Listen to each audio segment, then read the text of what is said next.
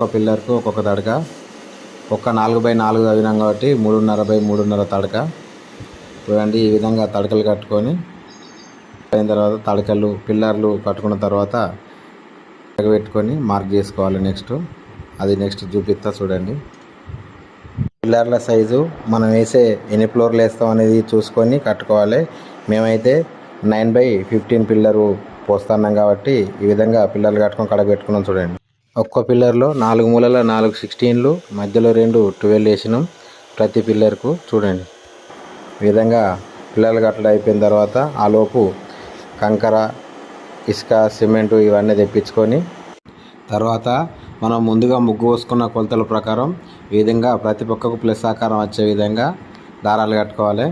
చూడండి, ముందుగానే మనకు పెట్టుకున్న మార్కుల ప్రకారం ఈ విధంగా అటు ఇటు దారాలు కట్టుకోవాలి. దారాలు కట్టుకున్న తర్వాత